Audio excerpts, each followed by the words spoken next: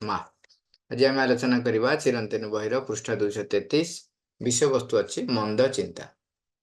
ଆମେ ପୂର୍ବ ଥର ଯୋଉ ଆଲୋଚନା କରିଥିଲେ 232 ନମ୍ବର ପେଜରେ ସବୁ ନିର୍ଭର କରେ ତୁମ ମନୋଭାବ ଉପରେ। ଏଥିରେ ତାମାନେ ଆମର ଆଟିଚ୍ୟୁଡ ଯାହା ସେଇ ଅନୁସାରେ ଘଟଣା ଗୁଡ଼ିକ ଘଟେ ବୋଲି ତାର ସାରାଂଶଟି ଆମେ ଯାହା ପଢିଥିଲେ ଟିକେ ମନେ ପକେଇଦବା।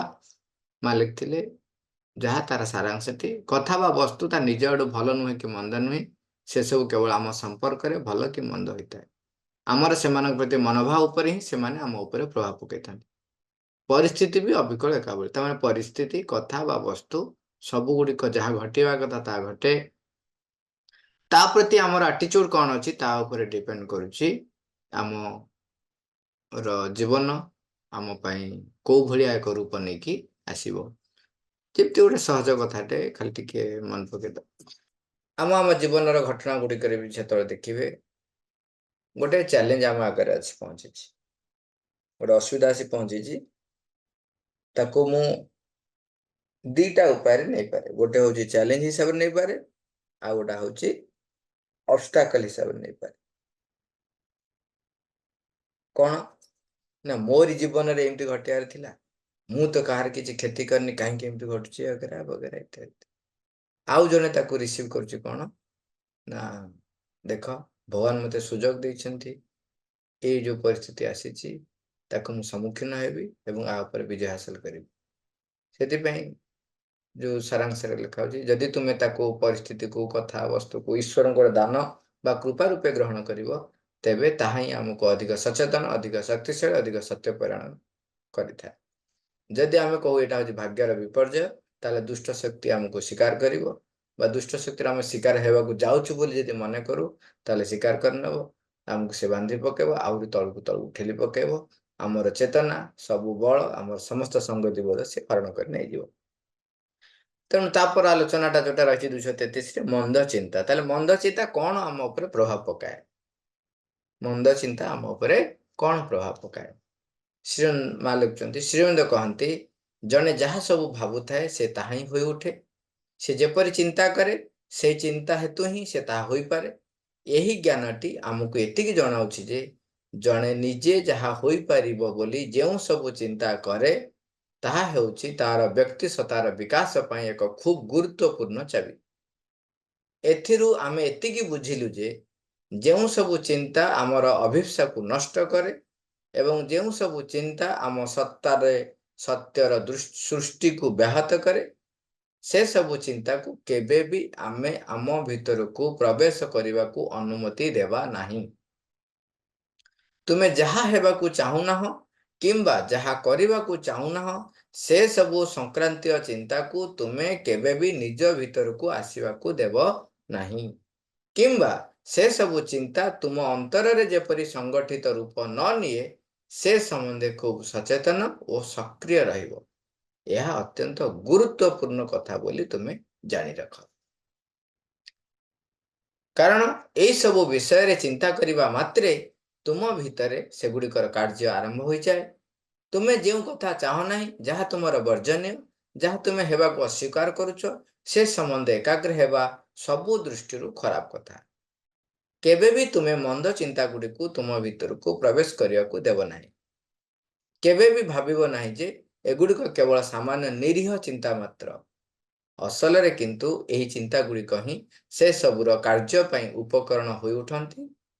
ଯଦି ତୁମେ ଏହି ମନ୍ଦ ଚିନ୍ତା ଗୁଡ଼ିକ ତୁମ ଭିତରେ ଥିବା ଭଲ କଥା ଗୁଡ଼ିକୁ ନଷ୍ଟ ନ କରନ୍ତୁ ବୋଲି ଚାହୁଁଥାଅ, ତେବେ କେବେ ବି ସେହି ମନ୍ଦ ଚିନ୍ତା ଗୁଡ଼ିକୁ ନିଜ ଭିତରକୁ ଆସିବାକୁ ଦିଅ ନାହିଁ। ଆମେ ଟିକେ ସରଳ ଭାଷାରେ ଆମ ଭାଷାରେ ଟିକେ ଆଲୋଚନା କରିବା। ମନ୍ଦ ଚିନ୍ତା ମା ଲେଖୁଛନ୍ତି ଯେ ଶ୍ରୀଅରବିନ୍ଦ କହନ୍ତି ଜଣେ ଯାହା ସବୁ ଭାବୁଥାଏ ସେ ତାହା ହିଁ ହୋଇ ଉଠେ। ସିଏ ଯେପରି ଚିନ୍ତା କରେ ସେଇ ଚିନ୍ତା ହେତୁ ହିଁ ସେ ତାହା ହୋଇପାରେ। ଏହି ଜ୍ଞାନଟି ଆମକୁ ଏତିକି ଜଣାଉଛି ଯେ ଜଣେ ନିଜେ ଯାହା ହୋଇପାରିବ ବୋଲି ଯେଉଁ ସବୁ ଚିନ୍ତା କରେ ତାହା ହେଉଛି ତାର ବ୍ୟକ୍ତି ସତ୍ତାର ବିକାଶ ପାଇଁ ଏକ ଖୁବ୍ ଗୁରୁତ୍ୱପୂର୍ଣ୍ଣ ଚାବି। ଏଠି ଶ୍ରୀଅରବିନ୍ଦ ଲେଖୁଛନ୍ତି, ମା କହୁଛନ୍ତି ବା ମା ଲେଖୁଛନ୍ତି ଯେ ଶ୍ରୀଅରବିନ୍ଦ କ'ଣ କହନ୍ତି? ଶ୍ରୀଅରବିନ୍ଦ କହୁଛନ୍ତି ଯେ ଜଣେ ଯିଏ ଯାହା ଚିନ୍ତା କରେ ସେ ସେଇଭଳି ହେଇଯାଏ। ଏଇଠି ଗୋଟେ ଏକ୍ସାମ୍ପଲ ଦିଆହେଇଛି। ଏଇଟା ଗୋଟେ ଘଟଣା। ଏମିତି ଅନେକ ଘଟଣା ଘଟେ। ଗୋଟେ ଘଟଣାଟି କୁହାହଉଛି, ଜଣେ ବ୍ୟକ୍ତି ଆସି ଆଶ୍ରମରେ ପହଞ୍ଚିଲେ, ସାଧୁଙ୍କୁ କହିଲେ ଯେ ମତେ ତୁମର ଶିଷ୍ୟ କରନ୍ତୁ, ମତେ ଆପଣଙ୍କର ଶିଷ୍ୟ କରନ୍ତୁ, ମତେ ବେଦ ଜ୍ଞାନ ଦିଅନ୍ତୁ ଏବଂ ଭଗବତ ଉପଲବ୍ଧି ପାଇଁ ମତେ ସୁଯୋଗ ଦିଅନ୍ତୁ। ସାଧୁ ତାଙ୍କୁ ପ୍ରଥମେ ମନା କଲେ, କହିଲେ ତୁମେ ଏଇ ଭଗବତ ମାର୍ଗ ତୁମ ପାଇଁ ନୁହଁ, ତୁମେ ସଂସାରରେ ରୁହ। ସେ କହିଲେ ନାଇଁ ଆଜ୍ଞା, ସଂସାରରୁ ସେ ବିରକ୍ତ ହେଇକି ଆସିଛନ୍ତି। ସେ କହିଲେ ହଉ ଠିକ ଅଛି, ଆଉ ମୁଁ ତମକୁ ଜ୍ଞାନ ଦେବି ଯେ ଆତ୍ମଜ୍ଞାନ ଦେବି, କିନ୍ତୁ ତମେ ଗୋଟେ ସର୍ତ୍ତ ଅଛି, ଆଗ ତମେ ପରୀକ୍ଷା ଦବ। ସେ ପରୀକ୍ଷାରେ ପାସ୍ କଲ। ସେ କହିଲେ ଆଜ୍ଞା କୁହନ୍ତୁ ଯାହା ପରୀକ୍ଷା ଦେବେ ମୁଁ ରାଜି। ନା ହଉ। ତାଙ୍କୁ କଣ କଲେ, ଗୋଟେ ଗୁମ୍ଫା ଭିତରେ ରହିବାକୁ କହିଲେ ଏବଂ ସେ ଗୁମ୍ଫା ଭିତରେ ରହିବାକୁ କହିଲା ବେଳେ କହିଲେ ତୁମେ ବାହାରକୁ କେବେ ବି ବାହାରିବ ନାହିଁ। ତୁମେ ତା ଭିତରେ ରହିଥିବ, ତୁମକୁ ଖାଦ୍ୟ ଦିଆ ହେଇଯିବ, ତମେ ତା ଭିତରେ ଖାଇବ, ବାହାରକୁ ବାହାରିବ ନାହିଁ, ଯେବେ ଡକା ହବ ସେବେ ବାହାରିବ। ସିଏ ତା ଭିତରେ ରହିଲେ, ଖାଇବା ପିଇବାକୁ ତାଙ୍କୁ ଦିଆ ହେଇଗଲା। ଅନେକ ଦିନ ଗଲା ପରେ ସାଧୁ କହିଲେ ଏବେ ଯାଅ ତାକୁ ଡାକି ଆଣ। ଯେତେବେଳେ ଅନ୍ୟ ଶିଷ୍ୟମାନେ ଯାଇ ତାଙ୍କୁ ଡାକୁଛନ୍ତି, ସେ କହୁଛି ମୁଁ ଗୁମ୍ଫାରୁ ବାହାରି ପାରୁନି। ଆରେ କାହିଁକି ବାହାରି ପାରୁନୁ? ଆସୁନ, ସିଧାସଳଖ ଆସିବ, ବାହାରି ପାରୁନୁ? ନାଇଁ ମୁଁ କେମିତି ବାହାରିବି, ମୋ ଶିଙ୍ଗ ପୁରା ବାଜିବ। ସାଧୁ ଯାଇ କହୁଛନ୍ତି ଆରେ ତମେ ଆସ, ତମ ଶିଙ୍ଗ କାହିଁ ବାଜିବ? ଶିଙ୍ଗ ବାଜିବନି, ଆସ। ନାଇଁ ଆଜ୍ଞା ଆପଣ ଜାଣିନାହାନ୍ତି ଆଜ୍ଞା, ଇଏ ବାଟଟା ବହୁତ ଛୋଟଟା, ମୁଁ ଗଲେ ମୋ ଶିଙ୍ଗ ବାଜିବ। ଶିଷ୍ୟମାନେ ଆଶ୍ଚର୍ଯ୍ୟ, କହିଲେ ଆଜ୍ଞା ମହାରାଜ, ସାଧୁ ମହାରାଜ ଇଏ କଣ ଏମିତି କହୁଛନ୍ତି? କହିଲେ ହଉ ବ୍ୟସ୍ତ ହଉନା, ତମେ ଯାଅ ଭିତରକୁ ଯାଇ ତାକୁ ଟାଣିକି ଆଣ, ସେ ଆସିବ। ଗଲେ ଭିତରୁ ଯାଇ ଟାଣିକି ଆଣିଲେ। କହିଲେ ତାଙ୍କୁ ପଚାରେ, ସେ ଉତ୍ତର ଦେଲେ। ସିଏ ବାହାରକୁ ଆସି ପଳେଇ ଆସିଲେ। ତାଙ୍କୁ ସେଠୁ ଅନ୍ୟ ଶିଷ୍ୟମାନେ ପଚାରୁଛନ୍ତି ଆରେ ତମର ଶିଙ୍ଗ ତ ନାହିଁ, ଆଉ ତମେ କଣ କହୁଛ ଶିଙ୍ଗ ବାଜିବ? ସେ ହାତ ମାରୁଛି, ଆରେ ହଁ ତ, କାହିଁ ଶିଙ୍ଗ ତ ନାହିଁ। ସେ କହିଲେ ମୋ ଶିଙ୍ଗ କୁଆଡେ ଗଲା, ମୋ ଶିଙ୍ଗ କୁଆଡେ, ମାନେ ବ୍ୟସ୍ତ ହେଇଯାଉଛି। ସାଧୁ ତାପରେ ବର୍ଣ୍ଣନା କଲେ, ଦେଖ ସେ କଣ ହେଇଛି, ଯେତେବେଳେ ତା ଭିତରେ ରହିଛନ୍ତି, ତାଙ୍କୁ ଖାଇବାକୁ ଦିଆଯାଉଛି, ସବୁ କରୁଛି, ତାଙ୍କର କିଛି କାମ ନାହିଁ। ତାଙ୍କର ଛେଳି ପ୍ରତି ବହୁତ ଆସକ୍ତି ଥିଲା। ତେଣୁ ସେ ଖାଲି ଛେଳି କଥା ଭାବିଛନ୍ତି, ତା ଭିତରେ ଭଗବାନ କଥା ନ ଭାବି କେବଳ ଛେଳି କଥା ଭାବିଛନ୍ତି। ତାପରେ ଧୀରେ ଧୀରେ ସେ ମନେ କରୁଛନ୍ତି କଣ, ଯେ ମୁଁ ଛେଳି ହେଇଯାଇଛି, ତେଣୁ ମୋର ଶିଙ୍ଗ ଉଠିଲାଣି, ତେଣୁ ମୁଁ ଆଉ କେମିତି ଆଉ ଯିବି। ତାପରେ ସେ ତାଙ୍କୁ ଜାଣିଲେ ଯେ ବର୍ତ୍ତମାନ ତାଙ୍କର ସ୍ଥିତି କୋଉଠି। ତେଣୁ ଆମେ ଜାଣିବା ଉଚିତ। ଏଭଳି ଆଉ ଗୋଟେ ବି ଏକ୍ଜାମ୍ପଲ ଅଛି। ଏଇଟା ଗୋଟେ ଏକ୍ଜାମ୍ପଲ, ଏଟା ଗୋଟେ ଅଛି। ଏଟା ହଉଛି ଦେଖନ୍ତୁ, ଇଏ ଜଣେ ସାଧୁ ତପସ୍ୟା କରୁଥିଲେ, ବହୁତ ସିଦ୍ଧି ପ୍ରାପ୍ତ ବି କରିଛନ୍ତି। କିନ୍ତୁ ହଠାତ୍ ସେ ଦେଖିଲେ ଦିନେ ପାଣିର ସୁଅରେ ହରିଣ ଛୁଆଟି ଭାସି ଯାଉଛି। ତାକୁ ଆଣି, କଅଁଳିଆ ଛୁଆଟା, ତାକୁ ଆଣି ପାଳିଲେ। ପାଳିଲା ପରେ ଧୀରେ ଧୀରେ ଧୀରେ ଧୀରେ ହରିଣ ଛୁଆ ଉପରେ ସେ ଏତେ ଆସକ୍ତ ହେଇଗଲେ ଯେ ତାଙ୍କ ଭିତରେ କେବଳ ହରିଣ ଚିନ୍ତା ବ୍ୟତୀତ ଆଉ କିଛି ରହିଲା ନାହିଁ। ତେଣୁ ସିଏ ଯେତେବେଳେ ମୃତ୍ୟୁବରଣ କଲେ, ନେକ୍ସଟ ବର୍ଥରେ ସେ ହରିଣ ହେଇକି ହିଁ ଜନ୍ମ ହେଲେ, ହରିଣ ଶାବକ ହେଇକି ଜନ୍ମ ହେଲେ। ଏବଂ କିନ୍ତୁ ଯେହେତୁ ଭଗବତ ଉପଲବ୍ଧି କରିଥିଲେ ଏବଂ ଜ୍ଞାନ ତାଙ୍କର ଥିଲା, ଯଦିଓ ହରିଣ ଶାବକ ହେଇକି ଜନ୍ମ ହେଲେ, ଏଇଟା ଗୋଟେ ରେୟାର। ଆକ୍ଚୁଆଲି ମଣିଷ ଜନ୍ମ ଥରେ ପାଇଲେ, ମା ଲେଖୁଛନ୍ତି ଥରେ ଅନେକ ଜାଗାରେ, ଥରେ ମଣିଷ ଜନ୍ମ ପାଇଲା ପରେ ଆଉ ପଶୁ ଜନ୍ମ ହୁଏନି। ତୁମେ ନେକ୍ସଟ ଟାଇମ ମଣିଷ ଜନ୍ମ ହୁଏ, ପଶୁ ପ୍ରବୃତ୍ତି ଆସିପାରେ, ତୁମର ଯଦି ମାନେ ମନୋଭାବ ବା ତୁମର ଯଦି ଅଗ୍ରଗତି ନହେଲା, ତୁମେ ଯଦି ସବୁବେଳେ ପଶୁ ପ୍ରବୃତ୍ତି ଯୁକ୍ତ ହେଇକି ରହିଲ, ତାହେଲେ ନେକ୍ସଟ ବର୍ଥ ହ୍ୟୁମାନ ହବ, କିନ୍ତୁ ପଶୁ ପ୍ରବୃତ୍ତି ରହିପାରେ। ବହୁତ ରେୟାରଲି ବ୍ୟାକ୍, ମାନେ ଶରୀର ପାଆନ୍ତି ବ୍ୟାକ୍ର।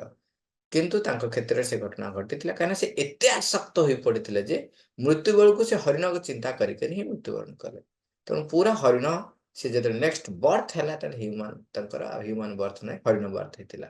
ତେଣୁ ଆମେ ମନେ ରଖିବା, ଏଥିରୁ ଆମେ ଏତିକି ବୁଝିଲୁ ଯେ ଯେଉଁ ସବୁ ଚିନ୍ତା ଆମର ଅଭିପ୍ସାକୁ ନଷ୍ଟ କରେ, ଯେଉଁ ସବୁ ଚିନ୍ତା ଆମ ସତ୍ତାରେ ସତ୍ୟର ସୃଷ୍ଟିକୁ ବ୍ୟାହତ କରେ, ସେ ସବୁ ଚିନ୍ତାକୁ କେବେ ବି ଆମେ ଆମ ଭିତରକୁ ପ୍ରବେଶ କରିବାକୁ ଅନୁମତି ଦେବା ନାହିଁ। ଯଦି ଆମେ ଯୋଗ ସାଧନା କରିବାକୁ ଚାହୁଁଛୁ, ଯୋଗ ସାଧନା କରିବାକୁ ନ ଚାହିଁଲେ ମଧ୍ୟ, ଜଣେ ଯଦି ସାଧାରଣ ବ୍ୟକ୍ତିଟିଏ ମଧ୍ୟ ଯଦି ସେ ଏଇ ଅଭ୍ୟାସଟି କରେ, ତେବେ ତାର ଚିନ୍ତା ଉପରେ ଏକ ନିୟନ୍ତ୍ରଣ ଆସିବ।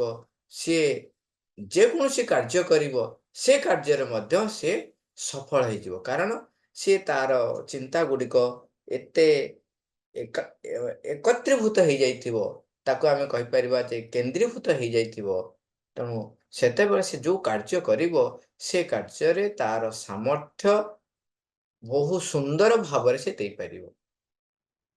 ଯେତେବେଳେ ଆମେ ଯୋଗ ସାଧନା କରୁଛୁ, ଆମେ ସେଇ ଚିନ୍ତାକୁ ଆମ ଭିତରୁ ପ୍ରବେଶ କରିବାକୁ ଅନୁମତି ଦେବା ନାହିଁ, ଯୋଉଟା ଭଗବାନଙ୍କୁ ବିରୋଧ କରୁଛି, ଯୋଉଟା ସତ୍ୟକୁ ବିରୋଧ କରୁଛି, ଯୋଉଟା ଆମର ଅଭିପ୍ସାର ବିରୋଧୀ।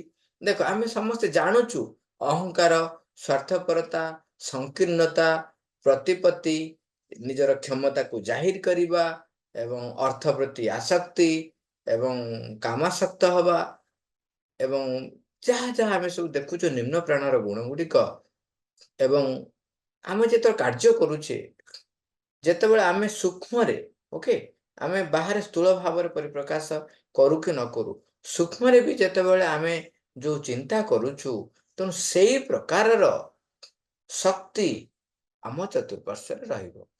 ଏଇଟା ସହଜ କଥା ନୁହେଁ କି? ଯଦି ମୁଁ ଗୁଡ଼ଟେ ପକେଇବି, ତେବେ ପିମ୍ପୁଡ଼ି ଗୁଡାକ ମାଡ଼ିକି ଆସିବେ, ନାଇଁ କି? ଆଉ ଯଦି ମୁଁ ଲକ୍ଷ୍ମଣ ରେଖା ଟାଣିବି, ତାହେଲେ ପିମ୍ପୁଡ଼ି ଆସିଲେ ଦୌଡ଼ିକି ପଳେଇବେ। ତେଣୁ ତୁମେ କୋଉ ଭଳିଆ ଚିନ୍ତା କରୁଛ, କୋଉ ଭଳିଆ ଚେତନାରେ ତମେ ବାସ କରିବାକୁ ଚାହୁଁଛ, ତା ସହିତ ତାର ସମ୍ପର୍କ ରହିଛି। ଆମେ ଯୋଉ ଭଳିଆ ଚିନ୍ତା କରିବା, ତାହେଲେ ସେଇ ପ୍ରକାରର ଶକ୍ତି ବା ସେଇ ଚିନ୍ତାକୁ ବହନ କରୁଥିବା ଶକ୍ତି ଗୁଡ଼ିକ ମୋ ପାଖରେ ରହିବେ। ତେବେ ମୁଁ ସ୍ୱାଭାବିକ ଭାବେ ଭଗବାନଠୁ ଦୂରେଇ ଯିବି। ସ୍ୱାଭାବିକ ଭାବରେ ମୋର ସାଧନା ପଥରେ ଅନ୍ତରା ସୃଷ୍ଟି ହବ। ତେଣୁ ଯୋଉ ଚିନ୍ତା ବାରମ୍ବାର କହୁଛନ୍ତି ଯେ ସତ୍ୟର ସୃଷ୍ଟିକୁ ବ୍ୟାହତ କରୁଛି, ଭଗବାନଙ୍କ ଠାରୁ ତମକୁ ଦୂରେଇ ନଉଛି, ତେବେ ସେ ଚିନ୍ତାକୁ ତୁମ ଭିତରକୁ ଆସିବାକୁ ହିଁ ଦିଅ ନାହିଁ। ଖାଲି ଭଗବାନ କଥା ଆମେ ଯଦି ବି ନ କହିବା, ତେବେ ଆଉ ଟିକେ ଯଦି ରୁଟ୍ ଲେବୁଲକୁ ଯାଇକି ଅଭ୍ୟାସ କରିବା, ତେବେ ଯୋଉ ଚିନ୍ତା ଗୁଡ଼ିକ ମତେ ଅନ୍ୟ ପାଖରୁ ପାର୍ଥକ୍ୟ ବୋଧ ତିଆରି କରୁଛି, ଯୋଉ ଚିନ୍ତା ଅନ୍ୟମାନଙ୍କ ତୁଳନାରେ ମତେ ଶ୍ରେଷ୍ଠ ବୋଲି ବିବେଚନା କରଉଛି, ଗୋଟେ ବେଳେ ଆସେନି ମୁଁ ଅନ୍ୟମାନଙ୍କର ଭାରି ଶ୍ରେଷ୍ଠ, ମୁଁ କେବେ ବି ମନ ଦୁଃଖ କରେନି। ଇଏ ବି କଣ କରୁଛି ନା ମୋର ମହତ୍ୱକୁ ବଢଉଛି, ଭଗବାନଙ୍କ ଠାରୁ ମତେ ଦୂରେଇ ଦଉଛି। ସେମାନେ ସବୁ ଏମିତି କରନ୍ତି, ମୁଁ କିନ୍ତୁ ସେମିତି କରେନି, ମୋ ଦ୍ୱାରା ସେମିତି। ଇଏ କଣ କରେ, ମାଙ୍କ ଠାରୁ ମତେ ଦୂରେଇ ଦଉଛି। ଏଇ ସବୁ ଛୋଟ ଛୋଟ ଚିନ୍ତା ଗୁଡ଼ିକ ମଧ୍ୟ ଛୋଟ ଛୋଟ ଅଭ୍ୟାସ ଆମକୁ କରିବାକୁ ପଡିବ। ଯୋଉ ଚିନ୍ତା, ଯୋଉ ଘଟଣା ମତେ ସଂକୀର୍ଣ୍ଣ ମନା କରଉଛି, ମତେ ନିଜକୁ ପ୍ରତିଷ୍ଠିତ କରଉଛି, ମା ପ୍ରତିଷ୍ଠିତ ହଉନାହାନ୍ତି, ବିସ୍ତାରତା ଆସୁନି, ପ୍ରସାରତା ଆସୁନି, ବ୍ୟାପକତା ଆସୁନି, ସ୍ଥୂଳ ସଂକୀର୍ଣ୍ଣ ମନା ଆମେ ହଉଛୁ, ସଂକୁଚିତ ହେଇଯାଉଛୁ, ନିଜକୁ ପ୍ରତିଷ୍ଠିତ କରୁଛୁ, ନିଜର ଅହଙ୍କାରକୁ ପରିପ୍ରକାଶ କରିବାକୁ ସୁଯୋଗ ଦଉଛୁ, ତାହେଲେ କଣ ହବ, ସେଇ ଚିନ୍ତା ଗୁଡ଼ିକ ଆମ ଭିତରକୁ ଆମେ ପ୍ରବେଶ କରିବାକୁ କେବେ ବି ଅନୁମତି ଦେବା ନାହିଁ। ଯଦି ଦେଲେ, ତାହେଲେ ତୁମେ ଯାହା ଆସ୍ପୃହା କରିଛ ବା କେତେବେଳେ ଭାବିଛ, ତାହା ହେଇପାରିବନି। ସେଥିପାଇଁ କହୁଛି, ତୁମେ ଯାହା ହେବାକୁ ଚାହୁଁନାହଁ କିମ୍ବା ଯାହା କରିବାକୁ ଚାହୁଁନାହଁ, ସେ ସବୁ ସଂକ୍ରାନ୍ତୀୟ ଚିନ୍ତାକୁ ତୁମେ କେବେ ବି ନିଜ ଭିତରକୁ ଆସିବାକୁ ଦେବ ନାହିଁ। ସେଥିପାଇଁ କୁହାଯାଏ, କୌଣସି ବିଷୟରେ ତୁମେ ଆଣ୍ଟିସିପେଟ କର ନାହିଁ। ଏହା କଲେ ଏମିତି ହେଇଯିବ, ସେମିତି ହେଇଯିବ, ନା ମ ଆଉ ସେମିତି ନା ଏମିତି କଲେ ଏହା ହବ। ଏଇ ଯୋଉ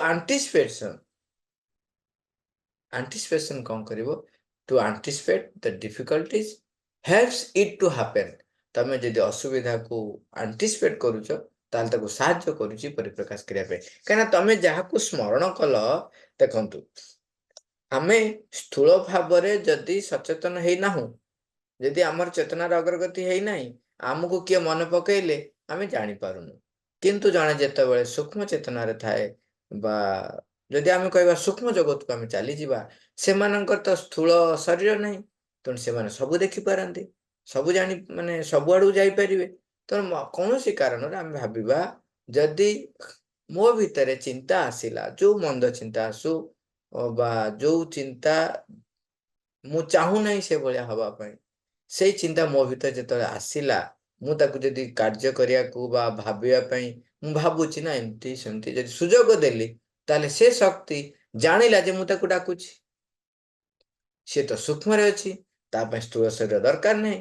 ତେଣୁ ସିଏ ଜାଣିଲା ଯେ ମତେ ଡାକୁଛନ୍ତି, ତେଣୁ ସେ ଚୁପ୍ କିରି ଆସି ପହଞ୍ଚିବ ଆମ ପାଖରେ। ଆମକୁ କବଳିତ କରିନବ, ଆମେ ତା ଭିତରେ ଭାସିଯିବା। ଏଇଟା ପ୍ରାୟ ସମୟରେ ହୁଏ। ଅର୍ଥ ପ୍ରତି ଆସକ୍ତି ଥିଲେ ହବ, ନିଜର ପ୍ରତିଷ୍ଠା ଚାହୁଁଥିବ ଯଦି, ତାହେଲେ ଏସବୁ ଜିନିଷ ଗୁଡାକ ବହୁତ ନିଶ୍ଚୟ ହବ। କ୍ଷମତା ଲୋଭ ଥବ। ଆଉ ଗୋଟେ କଥା ହଉଛି, ସାଧାରଣତଃ କଣ ହୁଏ, ଯିଏ ଅପାରଗ, ଯାହାର ସାମର୍ଥ୍ୟ ନାହିଁ, ସିଏ ସାଧାରଣତଃ କଣ କରେ, ବେଶୀ ଚିନ୍ତା କରେ। ମୁଁ ଏଇଟା ଦରକାର, ଏମିତି ହବା ଦରକାର। ସିଏ ତ କଣ କରିବ, ତାହେଲେ ତୁମକୁ ସେଇ ଦିଗରେ ନେଇଯିବ। ତେଣୁ ତୁମା କହୁଛନ୍ତି, ତୁମେ ଯୋଉଟା ଚାହୁଁନ ସେ ସବୁ ଚିନ୍ତାକୁ ତୁମ ଭିତରେ ଆସିବାକୁ ଦିଅନି। ସେଇ ସବୁ ଚିନ୍ତା ତୁମ ଅନ୍ତରରେ ଯେପରି ସଂଗଠିତ ରୂପ ନ ନିଏ, ସେ ସମୟରେ ତୁମେ ସଚେତନ ଆଉ ସକ୍ରିୟ ହବ। ଏଇ ଯୋଉଟା କହୁଥିଲେ, ସେ ମଲା ବେଳକୁ ଯେହେତୁ ହରିଣ କଥା ଭାବି ବିଷୟରେ ତ୍ୟାଗ କଲେ, ତେଣୁ ଶେଷକୁ ହରିଣ ହେଇକିରି ହିଁ ଜନ୍ମଗ୍ରହଣ କଲେ। ମା ସେଥିପାଇଁ କହୁଛନ୍ତି, ଏହା ଅତ୍ୟନ୍ତ ଗୁରୁତ୍ୱପୂର୍ଣ୍ଣ କଥା ବୋଲି ଜାଣି ରଖ। ଏଇ ସବୁ ବିଷୟରେ ଚିନ୍ତା କରିବା ମାତ୍ରେ ତୁମ ଭିତରେ ସେଗୁଡ଼ିକର କାର୍ଯ୍ୟ ଆରମ୍ଭ ହୋଇଯାଏ। ଦେଖିଲେ? ତେଣୁ କାହିଁକି ନା ଏଇଟା ମନେ କରାଯାଏ, ମୁଁ ଗୋଟେ ଡାକ ମାରିବି, ସେପଟରେ ଯାହାକୁ ଡାକ ମାରିବି ଯଦି ଥିବ ସେ ଆସିବ ନା। ମନେ କରାଯାଉ ମୁଁ ଆସି ଘରେ ପହଞ୍ଚିଲି, ମୁଁ ଡାକୁଛି ବୋଉ ବୋଉ ବୋଉ ଦେଲୁ ଟିକେ ଶୋଷ ଲାଗିଲାଣି, ପାଣି ଦେଲୁ ପିଇବାକୁ, କି ଖାଇବାକୁ ଦେଲୁ, କି ଏଇଟା ଦେଲୁ। ତେବେ ବୋଉ ଯଦି ସେ ଘରେ ଥିବ, ତା କାନରେ ଯଦି କଥାଟା ପଡିବ, ସେ ନିଶ୍ଚୟ ଶୁଣିବ। ତାପରେ ଆସିପାରିବ ନ ଆସିପାରିବ ସେଟା ସେକେଣ୍ଡ, ସେ ତ ଶୁଣିବ ନା।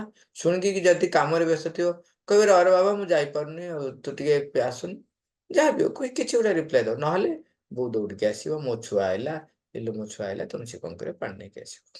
ଆଉ ତମେ ଯଦି ଛଳନା କରୁଥବ, ଚିନ୍ତା କରନ୍ତୁ, ତମେ ତ ଛଳନା କରୁଛ, ଛଳନା କରି ତମେ କାହା ସହିତ କଥା ହଉଛ, କିନ୍ତୁ ତମ ଭିତରେ ତ ତମେ ଜାଣିଛ ନା ତମେ ଛଳନା କରୁଛ ବୋଲି। ଉପରେ ହସିକି ବୁଝିଲୁ, ମୁଁ ତୋରି କଥା ଭାବୁଥିଲି, ଜାଣିଛୁ ମୁଁ ତୋରି ପାଇଁ ଏଇଟା ରଖିଛି, ମୁଁ ଜାଣିଛୁ ଭାରି ଭଲ ପାଉ। କିନ୍ତୁ ଭିତରେ ତମେ ତ ଜାଣିଛ ନା, ତମେ ଠିକ କଣ ଭାବୁଛ, କଣ ସତରେ ତା ପାଇଁ ରଖିଛ, କି ତାକୁ ଆମେ କହୁ ତେଲେଇବା ପାଇଁ କହୁଛ, ପଟେଇବା ପାଇଁ କହୁଛ, ବା ତୁମ ପାଲରେ ରଖିବା ପାଇଁ କହୁଛ। ସେ ସବୁ ଜିନିଷ ତମ ଭିତରେ ତ ଅଛି ନା, ସୂକ୍ଷ୍ମ ସତ୍ତା। ସେମାନେ ତ ସୂକ୍ଷ୍ମଟା ଦେଖୁଛନ୍ତି ନା, ସେମାନେ ବାହାରେ ତମେ କଣ କହିଲେ ନ କହିଲେ ତାଙ୍କର କିଛି ଯାଏ ଆସେ ନାହିଁ। ତେଣୁ ସିଏ ସେଇ ଯୋଉ ଶକ୍ତି ଗୁଡିକ ସିଏ ସାଙ୍ଗେ ସାଙ୍ଗେ କଣ କରି କହିବେ, ଏଇଟା ଗୋଟେ ବଢିଆ ଯନ୍ତ୍ର ମୋର, ଇଏ ଭଲ ଛଳନା କରି ଶିଖିଛି, ତେଣୁ ଆରି ପାଖରେ ରହିବା। ସ୍ୱାଭାବିକ ଭାବରେ ତୁମେ କଣ ହବ ନା, ତୁମ ଭିତରେ ସେଇ ଶକ୍ତି ଗୁଡିକ କାର୍ଯ୍ୟ କରିବାକୁ ଆରମ୍ଭ କରିବେ। ତେଣୁ ମା ଲେଖୁଛନ୍ତି, ଏହା ଅତ୍ୟନ୍ତ ଗୁରୁତ୍ୱ କଥା ବୋଲି ଜାଣି ରଖ, କାରଣ ଏଇ ସବୁ ବିଷୟରେ ଚିନ୍ତା କରିବା ମାତ୍ରେ ତୁମ ଭିତରେ ସେଗୁଡ଼ିକର କାର୍ଯ୍ୟ ଆରମ୍ଭ ହୋଇଯାଏ। ତୁମେ ଯେଉଁ କଥା ଚାହଁ ନାହିଁ, ଯାହା ତୁମର ବର୍ଜନୀୟ, ଯାହା ତୁମେ ହେବାକୁ ଅସ୍ୱୀକାର କରୁଛ, ସେ ସମ୍ବନ୍ଧେ ଏକାଗ୍ର ହେବା ସବୁ ଦୃଷ୍ଟିରୁ ଖରାପ କଥା। ଏଠି ଯୋଉ ଆମେ ଦେଖୁଛନ୍ତି, ଏଠି ସାଇଣ୍ଟିଫିକାଲି ଚିତ୍ରଟେ ଦିଆଯାଇଛି। ଯେତେବେଳେ ଆଉଟସାଇଡରେ ଆମ ଭିତରେ ଯାହା ଘଟଣା ଆମେ ଦେଖୁଛେ, ଯୋଉ ବିଷୟରେ ଆମେ ଭାବୁଛେ, ସେ ୱାର୍କ ହଉ, ମନି ହଉ, ରିଲେସନସିପ ହଉ, ତୁମର କମ୍ୟୁନିଟି ଲାଇଫ ନେଇକି ହଉ, ଲାଇଫର ଭିନ୍ନ ଭିନ୍ନ ଘଟଣା ନେଇକି ହଉ, ସିଏ କଣ ହୁଏ ଆମ ବ୍ରେନରେ, ସେ ତାର କାମ କରେ। ଏଇଟା ଦେଖୁନ, ସାଇଣ୍ଟିଷ୍ଟ ମାନେ ବି ବର୍ତ୍ତମାନ ସୁଦ୍ଧା ଟିକେ ଟିକେ ଏଇସବୁ ଜ୍ଞାନ ଦେଖିଲେଣି, ପରୀକ୍ଷା କରି ଦେଖୁଛନ୍ତି, ହଁ ଘଟୁଛି। ସିଏ କଣ କରୁଛି, ଆମର ଥଟ୍କୁ, ଆମର ବିଶ୍ୱାସକର ଯୋଉ ସିଷ୍ଟମଟା ରହିଛି ଆମ ମୁଣ୍ଡ ଭିତରେ, ତାକୁ ସେ ଚେଞ୍ଜ କରିଦଉଛି। ସେଇ ଅନୁସାରେ ସେ କଣ କରୁଛି, ନାରେସନ ତିଆରି କରୁଛି। ଗୋଟେ ମଜା କଥା ଦେଖନ୍ତୁ, ଆପଣ ଦେଖିଥିବେ, ମନେ କରାଯାଉ ଆପଣ ସବୁବେଳେ ସାହିତ୍ୟ ସଭାରେ ଯୋଗ ଦେବେ, ଏବଂ ସାହିତ୍ୟ ସଭାରେ ସବୁବେଳେ କବିତା ଶୁଣୁଛନ୍ତି ଆପଣ। ତାପରେ ଦେଖିବେ, ଆପଣ ଯେତେବେଳେ କୋଉଠି କଥା କହୁଥିବେ, ଆପଣଙ୍କ ପାଟିରୁ କବିତା ବାହାରିବ। ଆପଣ ଯଦି ଯୋଉ ପିଲାଙ୍କ ସହିତ, ଯୋଉ ଲୋକଙ୍କ ସହିତ ମିଶୁଥିବେ, ଯୋଉମାନେ କି ସାଧାରଣତଃ ବହୁତ ସ୍ଲାଙ୍ଗ ଲାଙ୍ଗୁଏଜ ବ୍ୟବହାର କରନ୍ତି, ତାହେଲେ ଆପଣ ଦେଖିବେ, ଆପଣ ଯେତେବେଳେ କାହା ସହିତ କଥାବାର୍ତ୍ତା କରୁଛନ୍ତି, ଆପଣଙ୍କ ଅଜାଣତରେ ସ୍ଲାଙ୍ଗ ଲାଙ୍ଗୁଏଜ ବାହାରି ଯାଉଛି।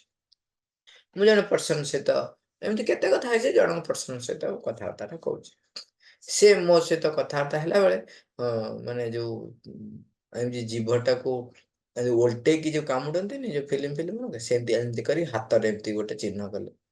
ମୁଁ ବ୍ୟସ୍ତ ହେଇଗଲି, ମୁଁ କହିଲି ଇଏ କି ଚିହ୍ନ, ଏମିତି କଣ ହଉଛ ତମେ?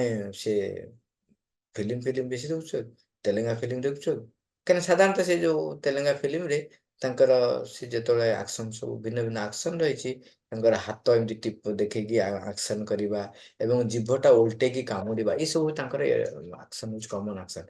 ସେ କହିଲେ ହଁ ମୁଁ କଣ କି ସେ ଯୋଉ ଡବିଂ କରୁଥିଲି ତ, ଗୋଟେ ଫିଲ୍ମଟା ଓଡ଼ିଆ ଡବିଂ ହବ, ତେଣୁ ସେ ତେଲେଙ୍ଗା ଫିଲ୍ମଟା ଦେଖିକିରି ମୁଁ ସ୍କ୍ରିପ୍ଟ ଲେଖୁଥିଲି। ମୁଁ କହିଲି ହଁ ତାହେଲେ ତା ପ୍ରଭାବ ତମ ଉପରେ ପଡ଼ିଛି ଆଉ। ତେଣୁ ଚିନ୍ତା କରନ୍ତୁ, ମାନେ ଇଏ ସାଇଣ୍ଟିଫିକାଲି ଦେଖୁଛି ବ୍ରେନ୍ ମଧ୍ୟ ଏଇଭଳିଆ କାମ କରେ ଏବଂ ଆମ ଉପରେ ପ୍ରଭାବ ପକାଏ।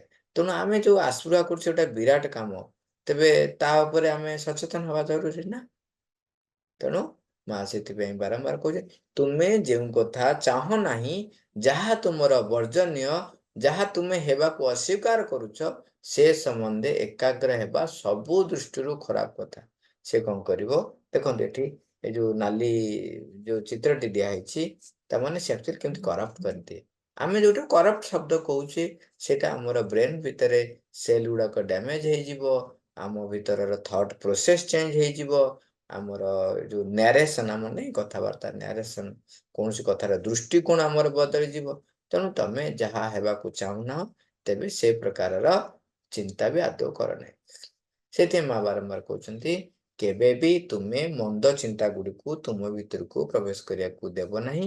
କେବେ ବି ଭାବିବ ନାହିଁ ଯେ ଏଗୁଡ଼ିକ କେବଳ ସାମାନ୍ୟ ନିରୀହ ଚିନ୍ତା ମାତ୍ର। ଅସଲରେ କିନ୍ତୁ ଏଇ ଚିନ୍ତା ଗୁଡ଼ିକ ହିଁ ସେ ସବୁର କାର୍ଯ୍ୟ ପାଇଁ ଉପକରଣ ହୋଇ ଉଠନ୍ତି। ଯଦି ତୁମେ ଏହି ମନ୍ଦ ଚିନ୍ତା ଗୁଡ଼ିକ ତୁମ ଭିତରେ ଥିବା ଭଲ କଥା ଗୁଡ଼ିକୁ ନଷ୍ଟ ନ କରନ୍ତୁ ବୋଲି ଚାହୁଁଥାଅ, ତେବେ କେବେ ବି ସେଇ ମନ୍ଦ ଚିନ୍ତା ଗୁଡ଼ିକୁ ନିଜ ଭିତରକୁ ଆସିବାକୁ ଦିଅ ନାହିଁ। କାହିଁକି ନା ତମେ ଯେତେବେଳେ ତାକୁ ଆଲାଉ କରିବ, ସେ ତୁମ ଭିତରେ ତାର କାମ କରିବ, କାମ କରିବ। ସେଥିପାଇଁ ଗୋଟେ ଲାଇନଟା ଦେଖନ୍ତୁ, କେବେ ବି ଭାବିବ ନାହିଁ ଯେ ଏଗୁଡ଼ିକ କେବଳ ସାମାନ୍ୟ ନିରୀହ ଚିନ୍ତା ମାତ୍ର। କାହିଁକି ନା ସେ ଗୋଟେ ଶକ୍ତି, ସିଏ ଆମ ଭିତରେ କାମ କରିବାକୁ ଆରମ୍ଭ କରିବ। ସେ ଦେଖନ୍ତୁ ଅସଲରେ କିନ୍ତୁ ଏଇ ଚିନ୍ତା ଗୁଡ଼ିକ ହିଁ ସେସବୁର କାର୍ଯ୍ୟ ପାଇଁ ଉପକରଣ ହୋଇ ଉଠନ୍ତି। ଦେଖୁନାହାନ୍ତି, ଆମେ ଗୋଟେ ସ୍ୱାଭାବିକ କଥା ଦେଖନ୍ତୁ, ମତେ ଜଣେ ପେନ୍ଟିଏ ମାଗିଲା, ମୁଁ ପେନ୍ଟା ଯୋଉ ଦେଇଦିଏ, କେମିତି ଦିଏ? ଆଗ ଭାବେ ନା ଦେବି କି ନାହିଁ, ମୋ ଭିତରେ ଗୋଟେ ଚିନ୍ତା ଆସେ, ଭାବେ, ତାପରେ ଯାଇକି ଦିଏ। ଯଦି ମୋ ପାଖରେ ଭଲ ପେନ୍ଟେ ଅଛି ଏବଂ ଯିଏ ମାଗେ ସିଏ ପେନ୍ ନେଲେ ଆଉ ଫେରାଏ ନାହିଁ, ତାହେଲେ ସେ ମତେ କହିଲେ ମୁଁ ଧଡ଼କି ପେନ୍ ବାହାରେନି। ସାଙ୍ଗେ ସାଙ୍ଗେ ମୋ ମୁଣ୍ଡ ଭିତରେ ବ୍ରେନ୍ ତାର କାମ ଆରମ୍ଭ କରେ। ସିଏ କହେ ନା ପୁତୁ ଏଇଟା ଦାମିକିଆ ପେନ୍ଟା, ଏଇଟା ଭଲ ପେନ୍ଟା, ତାକୁ ଦେଲେ ସେ ଫେରେଇବ ନାହିଁ। ସାଙ୍ଗେ ସାଙ୍ଗେ ସିଏ ତାର ସ୍ପେକୁଲେସନ୍ ତୁମକୁ ଦେଇଦବ। ତମେ କଣ କରିବ, ନାଇଁ ର ଦଉଛି କହିକି ଆଉ ଅନ୍ୟ ଆଡେ ଖୋଜିବ, ଆଉ କୋଉ ପେନ୍, ସେ ପେନ୍ଟି ତମେ ଦବ ନାହିଁ। କିମ୍ବା ନହେଲେ କହିବ ନାଇଁ ଥାଉ, ଦେବି ନାହିଁ, ଦେଇହବ ନାହିଁ, ଯାଅ। ସାଙ୍ଗେ ସାଙ୍ଗେ କଣ ହୁଏ, ଆମ ମୁଣ୍ଡ ଭିତରେ କାମ ଚାଲେ। ତେଣୁ ଯୋଉ ପ୍ରକାରର ଚିନ୍ତା ତମେ ରଖିବ, ତୁମ ଭିତରେ ସେଇଭଳିଆ ଘଟଣା ଘଟିବାକୁ ଆରମ୍ଭ ହବ। ଆହୁରି ବଡ କଥା ହେଲା, ତମ ଚିନ୍ତା ଅନୁରୂପ ଘଟଣା ବାହାରେ ଘଟିବ। ମୁଁ ଗୋଟେ କଥା, ଗୋଟେ ଭଲ ଏକ୍ସାମ୍ପଲଟା ବୁଝି ହବ କଣ ନା, ଗୋଟେ କପଡାଟା କଣ ହେଇଛି, ସେଣ୍ଟ ବୋତଲରେ ଭିଜି ହେଇଯାଇଛି, ସେଣ୍ଟ ବୋତଲଟା ଢାଳି ହେଇଯାଇଛି କପଡା ଉପରେ, ପୁରା କପଡା ଢାଳି ହେଇଯାଇଛି। ତାକୁ ମୁଁ ବର୍ତ୍ତମାନ ଆଗରେ ଏମିତି ଧରିଛି, ଧରିଲେ କଣ ହବ, ମନେ ବର୍ତ୍ତମାନ ସେପଟୁ ପବନ ହେଲା, ମତେ କୋଉ ବାସ୍ନା ହବ, ସେଣ୍ଟ ବାସ୍ନା ହବ। କିନ୍ତୁ ଆଉ ଗୋଟେ କପଡା, ସେଣ୍ଟ ବାସ୍ନା, ବର୍ତ୍ତମାନ ସେଣ୍ଟ କପଡା ନାହିଁ। ଆଉ ଗୋଟେ କପଡାଟା ରିସେଣ୍ଟଲି ମଇଳା ହେଇଛି, ପୋଛା ହେଇଛି, ମଇଳା ହେଇଛି। ସେଇ କପଡାଟା ଯଦି ମୁଁ ଆଗରେ ରଖିବି, ପବନ ହେଲେ ମତେ କୋଉ ପ୍ରକାର ବାସ୍ନା ହବ, ସେଇ ଯୋଉ ଦୁର୍ଗନ୍ଧର ବାସ୍ନାଟା ହବ। ତେଣୁ ଆମେ ଯୋଉ ପ୍ରକାର ଚିନ୍ତା କରିବା, ସେଇ ପ୍ରକାରର ଶକ୍ତି ବା ସେଇ ପ୍ରକାରର ସତ୍ତା, ସେଇ ପ୍ରକାରର ଶକ୍ତି ସେ ମୋ ପାଖକୁ ଆସିବ, ମୋ ସହିତ ରହିବ, ରହିଲେ ମତେ ସେଇଭଳି ଭାବରେ ତିଆରି କରିବ। ତେଣୁ ଧୀରେ ଧୀରେ କଣ ହବ, ମୁଁ ଭଗବାନ ଠାରୁ ଦୂରେଇ ଯିବି।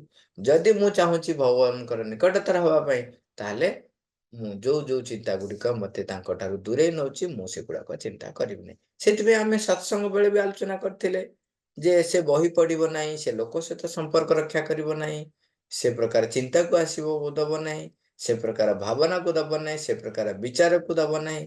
କୌଣସି ପ୍ରକାରର ସେଇ ମନ୍ଦ ପ୍ରବୃତ୍ତି ଯୋଉଗୁଡାକ କି ମତେ ମାଙ୍କ ଠାରୁ ଦୂରେଇ ନଉଛି, ତାକୁ ମୁଁ ଆଲାଉ କରିବି ହିଁ ନାହିଁ। ଆମେ ଏଠି ସାରିବା, ମାଙ୍କୁ ଆହ୍ୱାନ କରିବା। Ma, thank you all, Robert.